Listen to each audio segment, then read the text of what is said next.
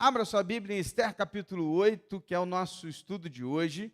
A gente vai estudar esse capítulo e aprender algumas lições aqui. Hoje você vai ver que vai estar um pouco diferente do que a gente está acostumado, o formato aqui do estudo. Eu vou trazer alguns dados diferentes também, vou apontar para uma outra direção em alguns momentos. Você vai entender no decorrer do estudo, mas tenho certeza que a gente vai aprender bastante nesse capítulo 8 hoje, o que Deus tem preparado aí para a gente. Semana passada a gente viu como que Deus usou a vida de Esther para revelar ao rei Assuero quem era Amã, quem verdadeiramente era Amã, aquele homem malicioso, cheio de maldade no coração, que queria destruir e acabar com o povo judeu.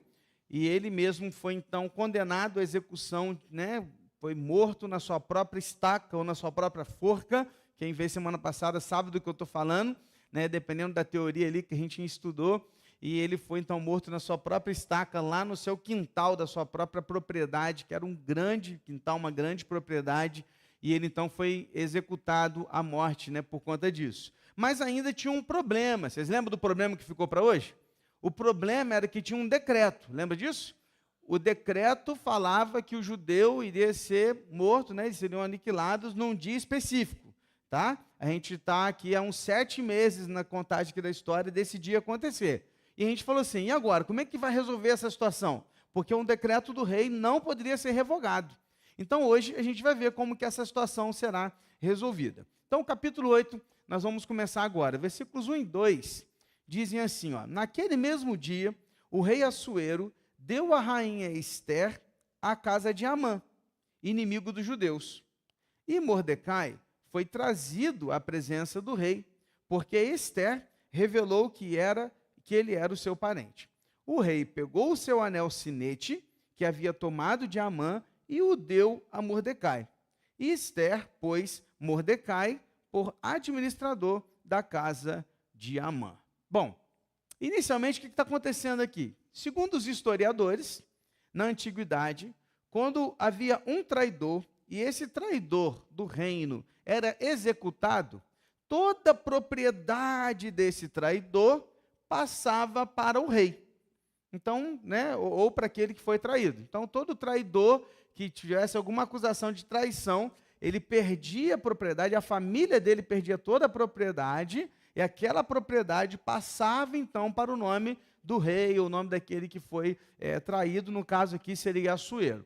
Se Assuero tivesse confiscado as propriedades da Amã para si, ele iria ficar ainda mais rico, ele já era rico, mas ele iria ainda ficar mais rico, porque Amã era um homem de muitas propriedades. O que Assuero faz? Ele pega toda aquela propriedade e dá de presente para Esther. Então ele devolve, ele entrega para Esther toda a propriedade de Amã. Então veja como é que Amã ainda está sofrendo as consequências até depois de ter morrido. Toda a propriedade de Amã agora passa a se tornar então propriedade de Esther. Beleza? Depois disso, depois desse gesto de generosidade, o rei passa a descobrir naquele dia também que Mordecai, ou Mardoqueu, dependendo de como está escrito na sua Bíblia, ele era parente de Esther. Então, Esther vai revelar ao rei naquele dia, naquele momento, que Mordecai era parente, era primo dela. Ou seja, logo, se Assuero agora é casado com Esther, se o parente está junto aqui, ninguém casa sozinho, Vem um pacote junto, lembre-se disso, Ninguém casa só com uma pessoa, tem um pacotão envolvido, você está ligado? Então o pacotão vem junto, cara. E o pacote que chegou veio junto, Então Mordecai agora faz parte da família do rei, porque ele é parente de Esther, logo ele também tem agora, de alguma forma, um parentesco aqui, por ter se chegado à família de Assuero. Com isso, ele ainda, o rei Assuero, ele vai confiar ainda mais em Mordecai. Aí o que ele faz? Ele pegou o anel sinete. O que é o anel sinete, pastor? É um anel com uma insígnia do reinado, daquele reinado, do reinado persa. Aquele anel só ficava com o rei e com o primeiro-ministro. Cada um tinha o seu, com um tipo de identidade. Então, era como que um selo. Então, todo decreto que o rei assinava, ele passava lá, o seu anel naquela cera, de algumas cores, inclusive, e aquele anel ele selava aquela carta, aquele decreto, e tirava, ficava ali então aquele selo. Este selo representava então a autoridade daquele documento. Esse anel ficava com o rei e com o primeiro-ministro. Como o primeiro-ministro havia sido executado, ele pegou esse anel de volta. Quando ele pega o anel de volta, agora ele dá para Mordecai. Ou seja, a partir desse momento, Mordecai passa a ser o primeiro-ministro da Pérsia. Agora, Assuero é o cara que manda em tudo, e abaixo de Assuero é Mordecai. Mais ou menos a história de José. Lembra? O faraó? Faraó era o cara que mandava, e quem mandava depois dele? José. Agora é outro reino, é outro império, mas a realidade, só para você entender como é que ficou. Então, a partir desse momento, Mordecai é agora o primeiro-ministro. Agora veja, os judeus antes não tinham nada. Não tinha nada. Agora a rainha é judia e o primeiro-ministro é judeu. Então, nesse momento, mudou completamente a história nessa situação, né? Virou completamente aqui a situação para eles. Mas, antes da gente continuar, deixa eu abrir um parênteses aqui. Deixa eu abrir um parênteses aqui nessa questão. O fato de Mordecai e Esther ter vivido esta reviravolta positiva nas suas vidas, não significa que todo cristão, ao se manter íntegro e fiel em meio às dificuldades, viverá este final feliz. É importante dizer isso. Sabe por quê? Porque senão a gente entra naquela de que, uau, que história, quer dizer então que se eu for fiel, se eu for íntegro, Deus vai me honrar, vai me colocar entre os maiores, vai, tirar e eu vou ser honrado e tal. Calma, calma, muita calma nessa hora. Porque esses parênteses são importantes. Continuando, muitos cristãos permanecerão fiéis a Deus e íntegros em suas vidas. E mesmo assim serão traídos, humilhados e injustiçados. Ok? Então lembre-se disso. Então não é porque você está lendo a história de Esther e dá uma empolgada, né? A gente lê o livro de Esther assim, caramba, é muito bom, né? É gostoso você ver, caramba, que reviravolta. Deus pegou, levantou Mordecai e Esther e tal, de repente, uau, que top! Calma, nem todos viverão essa mesma história. Lembre-se, Jesus disse que passaríamos por aflições e bem-aventurados seriam aqueles que, por sua causa, viveriam as perseguições. Está comigo, meu irmão?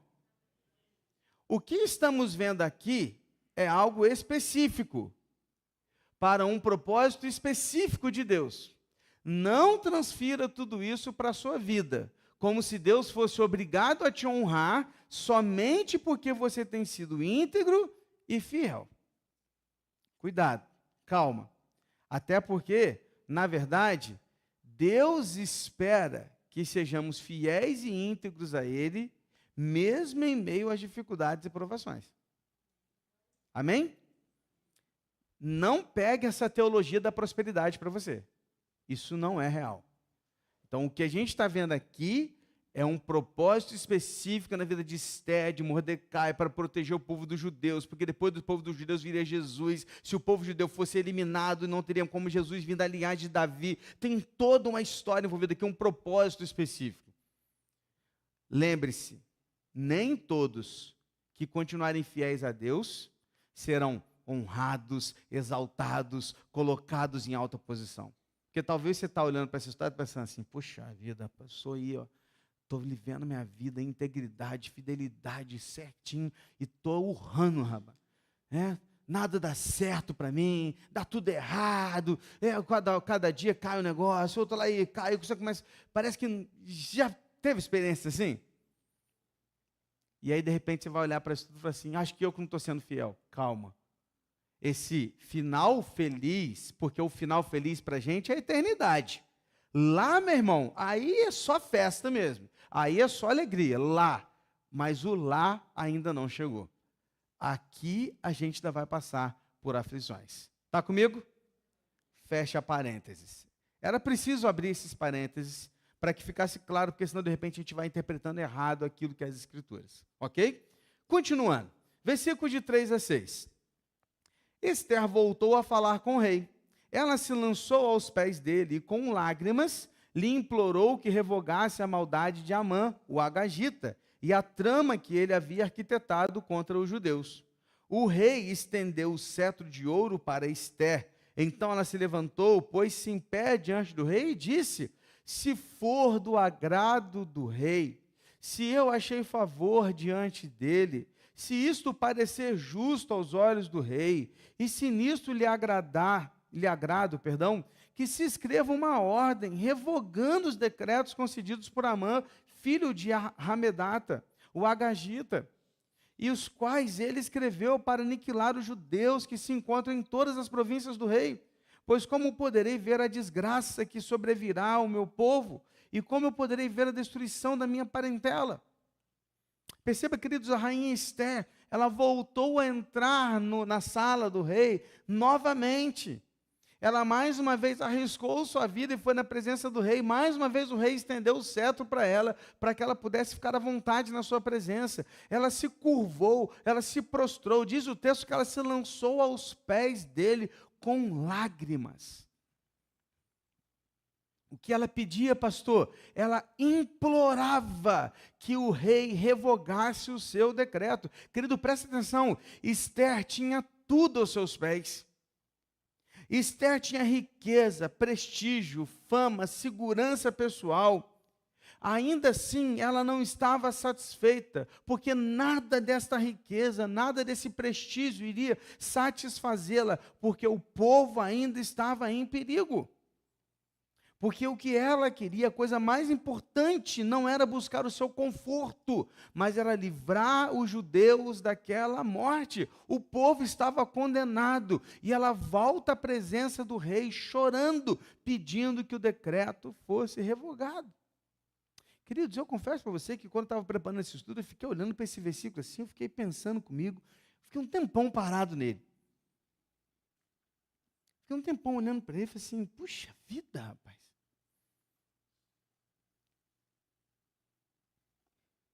A reflexão que me trouxe foi que a gente precisa de mais Esther. Como assim, pastor? Nós precisamos de mais Esther entre nós. Pessoas que não estão preocupadas com seus bens, satisfação e sucesso pessoal, mas a sua maior preocupação seja com as pessoas condenadas. Ela tinha tudo aos seus pés, tinha tudo ao seu redor, tudo. Mas ela não estava satisfeita. Por quê? Porque ela estava preocupada com os que estavam condenados. Ela estava olhando para aquele povo e falando assim, aquele povo precisa de ajuda. Eles precisam de uma oportunidade. Eles precisam ser salvos. Ela não estava bem, ela estava indignada. Queridos, é aqui que eu falei para você que eu vou fazer de uma forma diferente hoje, fazer refletir e você pensar de uma forma diferente hoje a partir desse texto. Porque, queridos, quando eu olhei para esse texto, eu fiquei pensando assim, gente, é mais uma referência sobre como nós, o povo de Deus, precisamos nos atentar àqueles que carecem de ouvir o Evangelho. Queridos, o nosso Deus é um Deus missionário. Fazer missões deve ser o nosso alvo, com o objetivo de glorificar o nome de Deus. Fazer com que os povos tenham oportunidade. Fazer com que os condenados tenham a chance de serem salvos. Mas como eles serão salvos se não há quem pregue a eles?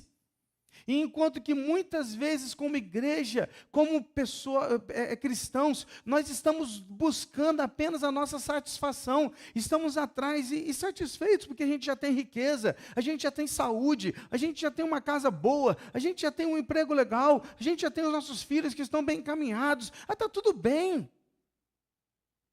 A gente para de se indignar com aqueles que ainda não conhecem o Evangelho. Para Esther, nada teria sentido até o dia em que os condenados não tivessem mais essa condição. Para ela, nada teria sentido. até o dia em que os condenados não tivessem mais essa condição. Querido, preste atenção. Será que esta é a mesma indignação que a gente tem no coração? Do tipo, não, você está bem? Não, não estou 100% bem. Por quê? Porque eu preciso levar o evangelho a mais pessoas. O que está te intrigando? Cara, está me intrigando que eu ainda não consegui falar de Jesus para alguém hoje. Por que você não está assim, cara? Não estou tranquilo, porque eu sei que tem gente lá fora que ainda não foi alcançado pelo evangelho e eu ainda não consegui fazer minha contribuição mensal para missionário hoje. Eu ainda não tenho um missionário que eu adoto, que eu sei que ele está lá no meio dos povos não alcançados falando de Jesus. Eu não tenho. Eu preciso ter isso. Não. A gente está tranquilo, cara. Porque a gente come a nossa pizza no final de semana. Porque quando o nosso filho quer, ele toma um milkshake no Bob's e está tudo certo. Mas a gente não está se intrigando. Porque tem um povo condenado. Queridos, numa vigília de oração do Ministério da Mocidade para Cristo, lá nos Estados Unidos, um advogado chamado Jacob Stan, não sei se é exatamente assim que fala em inglês, mas é o Jacó, né? É o Jacó Stan. Ele orou e ele disse assim na sua oração: Senhor, a única coisa que a maioria de nós aqui sabe sobre sacrifício é escrever essa palavra. Irmãos, cá para nós, a gente não sabe o que é sacrifício. Vamos ser honestos. Vamos ser bem sinceros.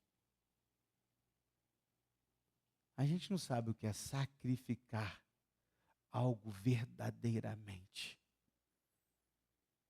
para que outras pessoas conheçam o Evangelho.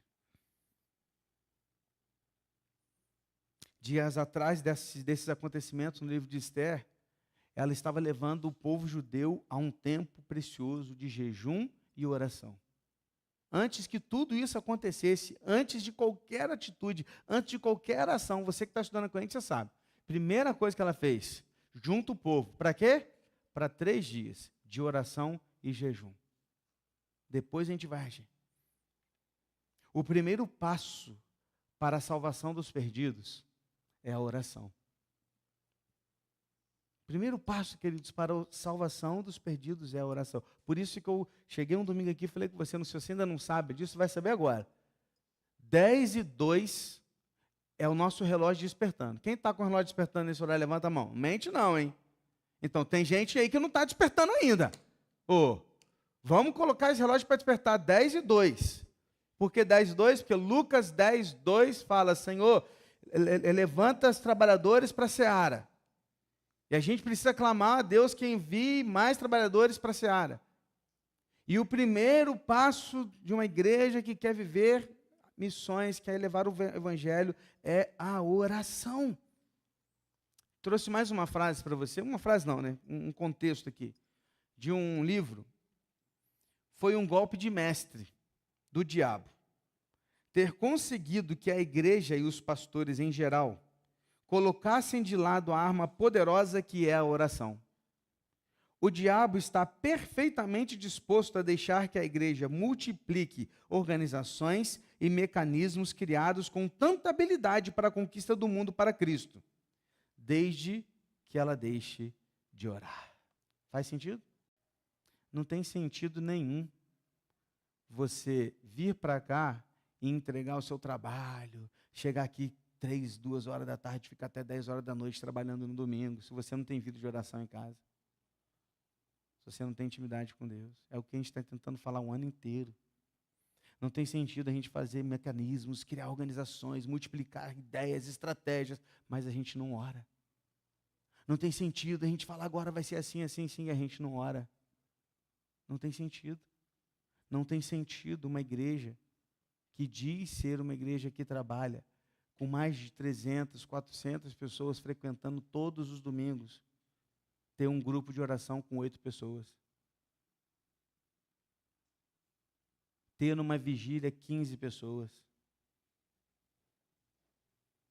Não tem sentido.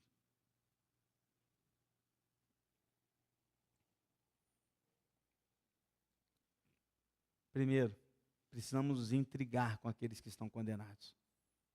E para que alcancemos, através do Evangelho, devemos dobrar o nosso joelho e orar ao Senhor. Você está comigo nessa? Está entendendo essa palavra, irmão? Amém? Versículo 7 e 8, vamos continuar? Eu falei que hoje ia ser um pouco diferente.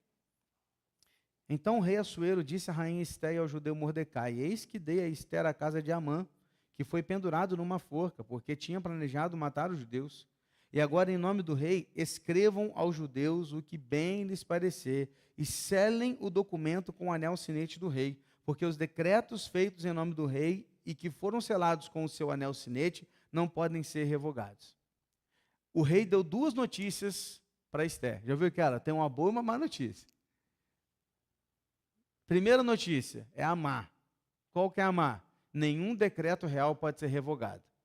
Então a primeira notícia que ela recebeu foi: eu não posso revogar o decreto que eu havia feito. Não dá.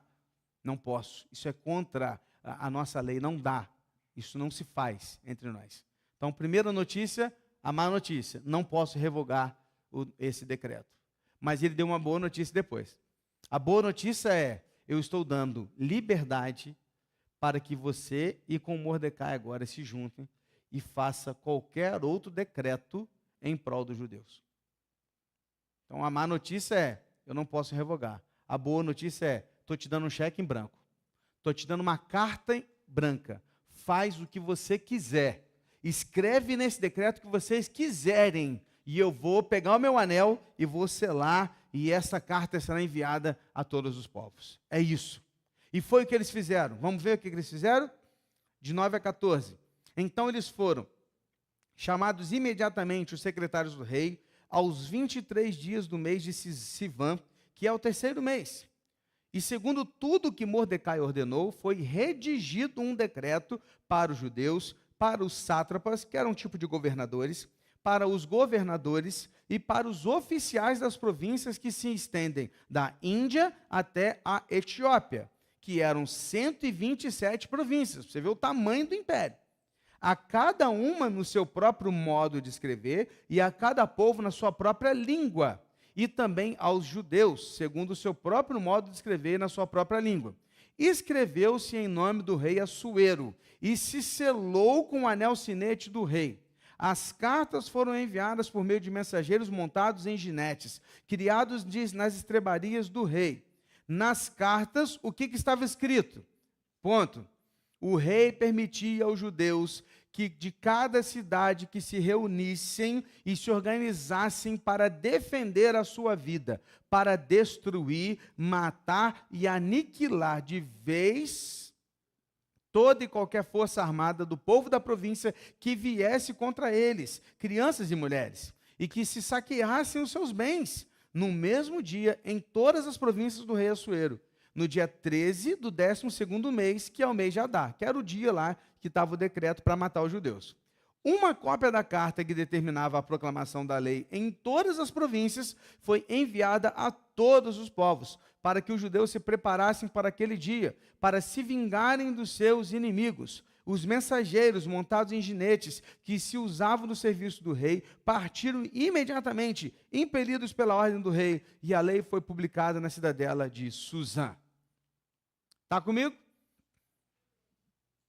Antes, uma curiosidade para você. É aquelas curiosidades que caem em gincana. O maior versículo da Bíblia nós acabamos de ler, que é Ester 8:9. Grava aí, hein? O maior versículo da Bíblia é Ester 8:9. Quando cair na gincana, você não pode errar mais, tá? Você não pode errar. Então, o maior versículo da Bíblia está aí, Ester 8:9. Fechou? Volta para cá. Como Mordecai agora era o primeiro-ministro, ele redigiu o decreto. O decreto que ele redigiu era o seguinte: dando autorização a todos os judeus a se juntarem, formarem pequenos exércitos nos seus lares, nas suas aldeias, para se defender daqueles que, porventura, se levantarem contra eles naquele dia que estava autorizado. Então, o decreto era o seguinte: está autorizado que nesse dia se mate os judeus. Isso não significava que todo mundo ia se levantar para fazer aquilo. Não é isso. Só que quem quisesse fazer aquilo ia fazer, estava autorizado pelo rei. Então, qualquer pessoa que se levantasse contra os judeus, o judeu agora estava autorizado a se defender, matar e aniquilar aquele que estava fazendo isso. Ok?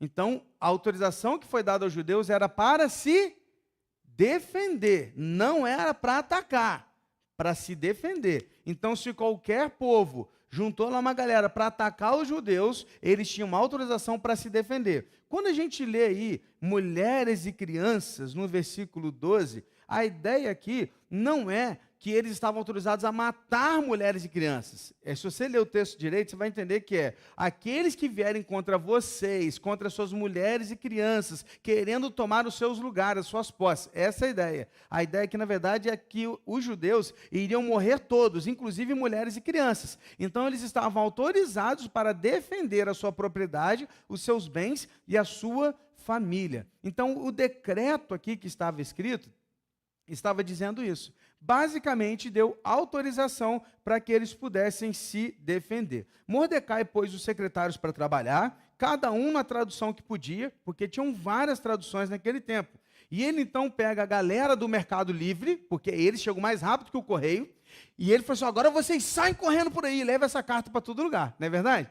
Então, assim, no outro dia já estava tudo na casa deles, que é assim agora, né? No outro dia já chega. Então, eles saíram em disparada. E aí, cada nação lá, espalhada dentro do império, aí você fala assim, pastor, como assim um monte de língua? Você tem que entender o seguinte, ó, imagina aqui que dentro desse templo aqui é o Império Persa, beleza? E cada um de nós é um povo diferente, que está sob a autoridade dos persas. Eles dominaram os nossos povos. Então, ali estava um monte de povo, que falava um monte de língua diferente. Então, eles escreveram em todas as línguas, para que todos eles pudessem ouvir sobre aquela boa notícia. Qual que era a boa notícia? Os judeus poderiam se defender. Agora, eu fiquei pensando também, e aí, de novo, voltei a olhar para a questão missionária, para essa situação. Quem dera a igreja tivesse a mesma disposição que estes, de saírem disparada para falar a todo povo, tribo e raça, na sua própria língua, que Jesus é o Senhor. Quem dera. E eu queria mostrar para vocês alguns dados a respeito disso. Existem povos não alcançados no mundo, que não conhecem Jesus. Mas não é que não conhecem, que nunca ouviram falar, que não têm acesso a cristão. O que é um povo não alcançado, pastor? É um grupo étnico dentro da qual não há comunidade nativa de crentes que seja capaz de evangelizar o restante do grupo étnico. Ou seja, menos de 2% de evangélicos. Então, quando o IBGE passa em cada uma dessas nações, as nações que têm 2% abaixo de evangélicos é um povo não alcançado. Aí você deve estar pensando assim, pastor, deve ter umas 2, 3 nações só que têm essa característica. Então, vamos lá. Quais são hoje os povos não alcançados? Vou te dar um resumo dos povos, rapidamente, para você entender. Primeiro, os tribais. Ou seja, aqueles que vivem em tribos. Temos cerca de 260 milhões de tribais espalhados no mundo. Dentre esses 260 milhões, são 923 povos diferentes. E nós temos um missionário para cada 60 mil tribal. Ok? Presta atenção, eu não estou falando de um missionário brasileiro, não. Eu estou falando de um missionário cristão evangélico de qualquer nacionalidade. Ok? Tem um missionário para cada 60 mil tribais. Primeiro, povo não alcançado. Segundo, existe mais de 1 bilhão de hindus, principalmente espalhado majoritariamente na Índia. Nós conhecemos cerca de 2.203 povos. Nesse 1 bilhão de pessoas, se divide em 2.203 povos não alcançados. Tem um missionário para cada 179 mil hindus. Ok? Você não está conseguindo falar de missões do evangelho para a pessoa que trabalha do seu lado. Agora, você pensa um missionário que tem que falar com 179 mil. Sozinho. Ateus e outros povos. Existem cerca de 121 milhões espalhados pelo mundo. 142 povos não alcançados. Existe um missionário para cada 71 mil sem religião. Pessoas que não se definem com religião nenhuma. Ok? Budistas. São 385 milhões de budistas no mundo, cerca de 511 povos não alcançados. Tem um missionário para cada 260 mil budistas. Um para cada 260 mil budistas. Ok? E os muçulmanos. Cerca de 1,8 bilhões de muçulmanos no mundo. 3.462 povos não alcançados. Não se assuste. Um missionário para quase 500 mil de pessoas. Um missionário para falar para 400 mil pessoas muçulmanas. Não estamos entre eles. 81% dos não cristãos ao redor do mundo não tem relacionamento com nenhum cristão. Essa imagem eu não consegui pegar ela inteira, mas ali atrás desse quadradinho azul tem só ponto vermelho. Os pontos vermelhos são cada lugares lá que não tem nenhum cristão que se relaciona. Presta atenção, de todos os não cristãos do mundo, 80% deles não têm acesso a uma pessoa que se diz cristã. Ok? Não tem, ela não sabe o que é um cristão. Ela não tem acesso. Ela não sabe quem que é.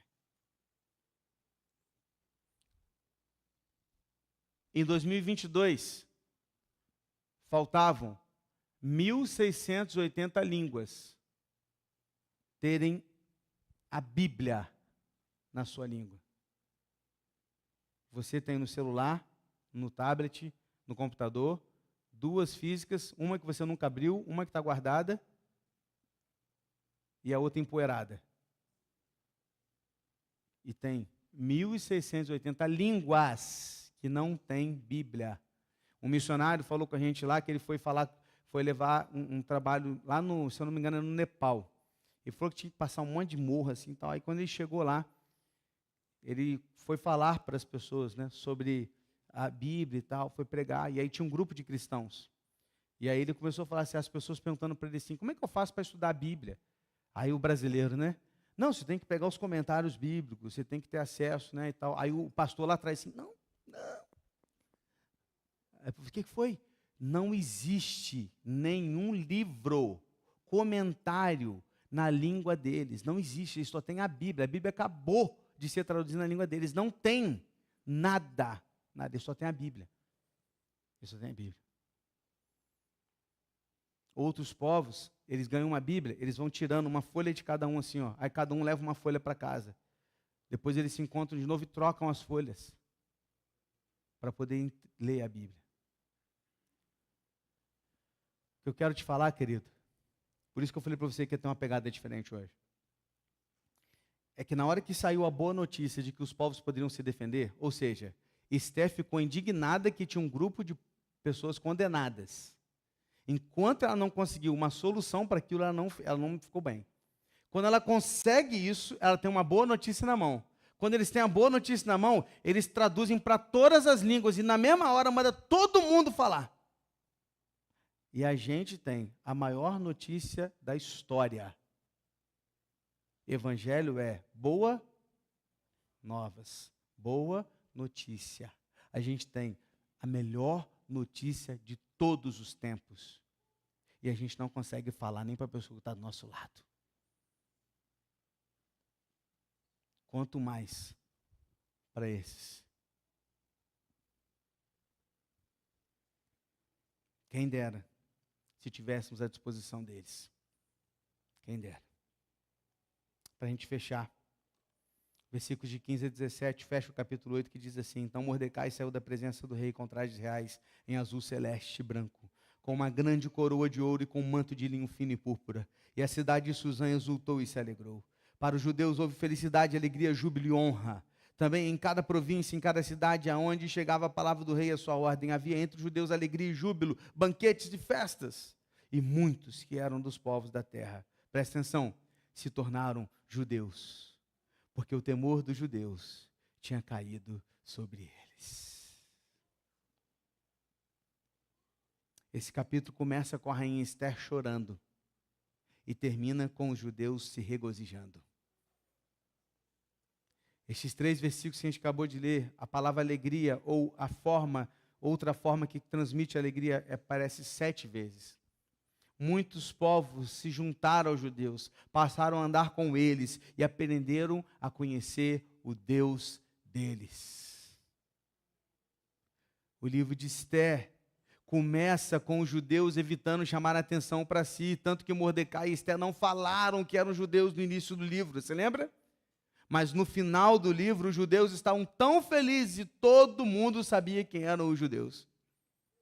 Até mesmo os gentios pagãos conseguiram perceber que Deus cuidava do seu povo de maneira extraordinária. Deus fez uma reviravolta nessa história e fez com que todos conhecessem o poder e a sua soberania. E eu quero fechar com essa grande lição. Deus age de várias formas para cumprir o seu propósito. Deus honrou e dignificou diante dos homens Mordecai e Esther. Além disso, deu oportunidade para que o seu povo se defendesse. Agora, querido, vamos olhar para a história da palavra? Em outros momentos, Deus derrotou os inimigos sem que os judeus nem vissem. O anjo passou e matou lá centenas de milhares de pessoas. Já ouviu essa história? Em outros momentos, o povo apenas marchou. Quando parou de marchar e tocou a trombeta, a muralha caiu. Em outros momentos, o mar se abriu. Mas em outros momentos, o povo lutou, enquanto Moisés levantava suas mãos. Em outro momento, o povo se defendeu. Nesse momento, a maneira com que Deus fez agir o seu propósito foi exaltando Mordecai e Esther para que o povo pudesse se defender. Mas, em outros momentos, o povo sequer vai conseguir se defender. Outros momentos, os servos do Senhor serão mortos, assim como Estevão, que morreu. Ele não saiu ileso, ele morreu, mas ele continuou íntegro e fiel ao Senhor. Ou seja, não importa se seremos honrados ou humilhados, se poderemos nos defender ou se seremos mortos. O importante é que seja em qualquer uma dessas situações, sejamos fiéis e íntegros no propósito de glorificar o nome de Deus. Porque Deus age de várias formas para cumprir o seu propósito. Amém? Eu não sei como Deus vai agir através da sua vida. Eu não sei se Ele vai agir te honrando ou te humilhando. Eu não sei se você vai poder se defender ou se não. Eu não sei. Eu sei que se Ele tiver um propósito na sua vida, Ele vai agir. E Ele tem várias maneiras. Apenas não queira que a maneira do outro seja a sua. Cada um tem um jeito. E Deus vai agir com cada um de uma forma. Porque Deus é um Deus da multiforme graça. Amém, meus irmãos? E como que os judeus se defenderam? Será que deu certo? Será que houve batalhas? Qual foi o resultado? Não perca os próximos 2 capítulos na semana que vem. Vamos orar? Feche seus olhos. Senhor, muito obrigado, Deus. Muito obrigado por a gente poder olhar para esse estudo hoje de uma forma um tanto quanto diferente do que a gente está acostumado. Mas como aqui mesmo a gente acabou de ouvir, o Senhor é o Deus que age de várias maneiras. E nos ensina através de várias formas. E hoje eu espero que a gente saia daqui intrigado e indignado com a quantidade de bilhões de pessoas que sequer têm acesso ao Evangelho. E que essa indignação se transforme em oração. E que esta oração gere frutos a fim de que através de nós levantemos recursos, missionários, pastores, e possamos levar o Teu Evangelho a tantas outras pessoas. É o que te pedimos, Deus. E obrigado porque o Senhor age através das nossas vidas, de várias formas. Apenas nos prepare para viver aquilo que o Senhor quer que a gente viva. Seja através da humilhação ou da honra, não importa, porque seja honrado ou seja humilhado, a glória é do Senhor. Assim nós oramos, em nome de Jesus. Amém.